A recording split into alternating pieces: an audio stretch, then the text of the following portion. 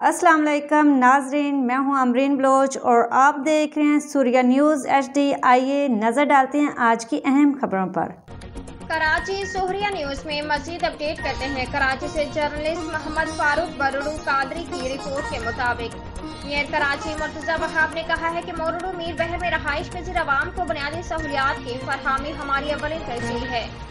ان خیالات کے اظہار انہوں نے وزیر اعلیٰ سندھ کے اسپیشل اسسٹنٹ علی احمد جان، چیئرمین مورڈو میر بہر علی اکبر کے ہمراہ UC8 metro well pumping station کا جائزہ لیتے ہوئے کیا۔ اس موقع پر UC8 کے چیئرمین رانا الیاس، پارٹی کے دیگر کارکنان اور مورڈو میر بہر میں تعینات واٹر بورڈ کے افسران بھی موجود تھے۔ میئر کراچی نے واٹر بورڈ کے افسران کو ہدایات دیتے ہوئے کہا کہ عرصہ دراز سے پمپنگ اسٹیشن سے مختلف علاقوں میں رہائش پذیر عوام کو پانی کی شدید قلت کا سامنا ہے، لہٰذا واٹر بورڈ کے افسران پمپنگ اسٹیشن کو فعال کرنے کے لیے ہنگامی بنیادوں پر اقدامات کر کے پانی کی ترسیل کو یقینی بنائیں۔